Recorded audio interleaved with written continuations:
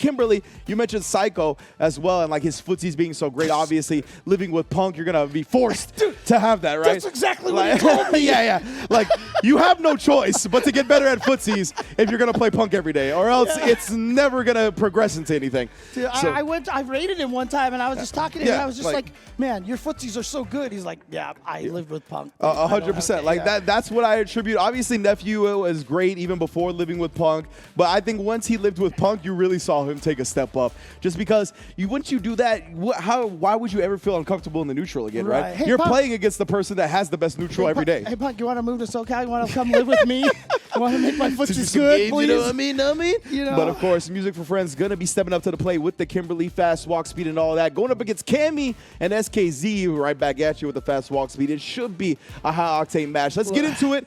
Winners finals. Talk to me, James. I got to tell you, Ringe, I mean, look, Justin Wong already lived with me Justin before. Wong. If he hasn't made me a better player, yeah, Punk can't do it either. I'm sorry. I'm sorry. Man, Justin Wong. Big ups to Justin Wong. Always got love for Justin because he invited me to play Marvel 3 at his house when I was no one. So always big ups to Justin for sure. Not that I'm anybody now, just to make that clear. Yeah, but you know, Justin Wong, I talking about on my own stream. I was like, he actually turns out to be one of the nicest guys. Insane. And then the MVC collection comes out, and he is just the biggest jerk in the world, dude. That's right. Feel it. Come on, Justin. Feel the decimation of the Wazzler. Got that crouching heavy pounce out in time. Oh, and look at that SKZ. Side showing, switch, yeah. Showing a little bit of the bravery wake-ups, right? We're just going to press the buttons, no fear. Right there, though. A little bit more discipline about it. Music4Friends does have the corner. What a check. Yeah, buddy. You know, it's interesting because I think Kimberly has one of the best drive rushes in the game. Her drive rush is really fast, but not only that, every single one of her buttons maintains a lot of momentum, and that's really good. But in some cases, it's kind of bad because there's nothing you can whip to keep yourself from moving forward. That's a good point. I think right there, Music4Friends, he kind of did it in a low scenario, right? If you're going to try to sneak the raw drive rushes in nowadays, it's got to be after the opponent's considering something else. Yes, yeah. Because people have just gotten way too good at checking DR. Ooh.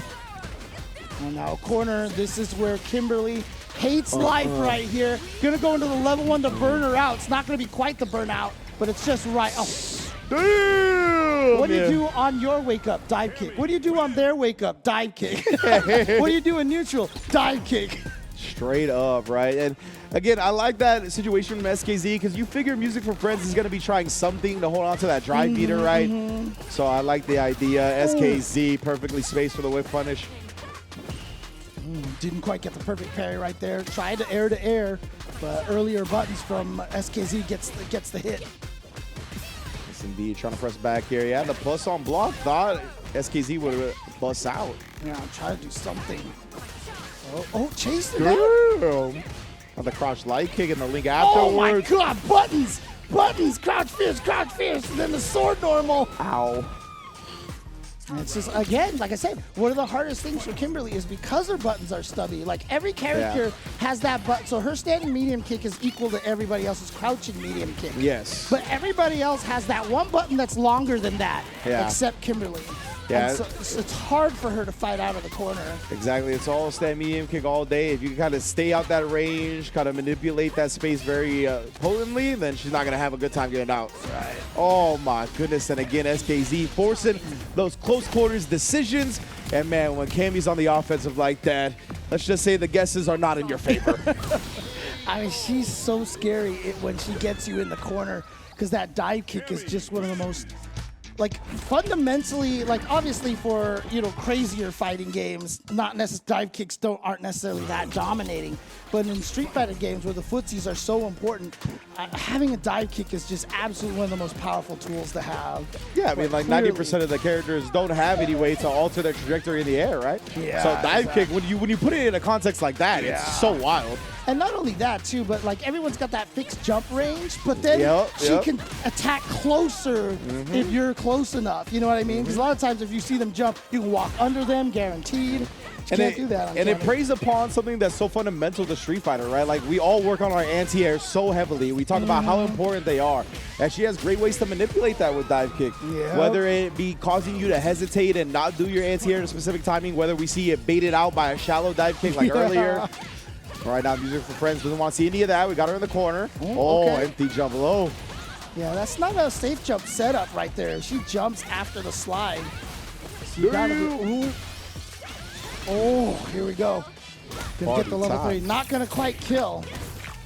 Yeah, most definitely. It's gonna allow Music for Friends to build back some drive meter, get the install going to hopefully push to the next round. But SKZ. You see the glowing green, and it just makes you try to do something right there. Oh no, yeah, you're gonna get hit out of the air here. Can Music for Friends find a way to get a hit? Because this is it right here, yeah. Remember, nice. Music for Friends back as far against the wall as possible. Yeah, and SKZ was thirsty for the burnout on Music for Friends. I really like the fact that he jumped forward and elbow dropped. We saw the roundhouse come out. That is a big chunk of drive chip. Hey, her throws are doing 1,200 damage. All right, here we go. Yep, that's a free setup right there. Was worried about the level 1 wake up from Kimberly, or maybe a drive reversal on wake up. Oh, okay. Ooh, it did eventually come up with a string that caused SKZ to flinch. Yeah. Oh, bust out though. And he's got the level 3. SKZ's got the level 3, so this is really scary. Any hit, right, especially now, any. Wow. No! Felt a little bit longer distance than you're used to, right, when it comes to the meaty DI. Got the corner knockdown, got the kill. SKZ taking it 3-0 in winter finals to get into grand finals.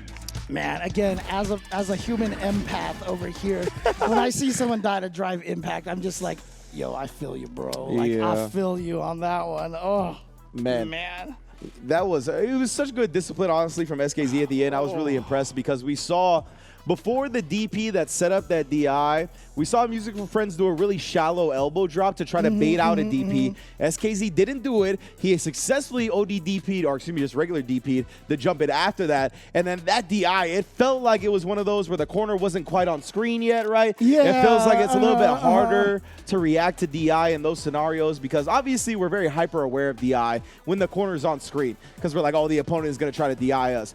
When you're in that range where your DI is going to land you on a wall splat without the corner actually being on screen during the start of the DI, it's one of the hardest places to react DI to. Honestly, I mean, like, I know people out there have put out like videos or documents or something like showing if you're past this element of the background,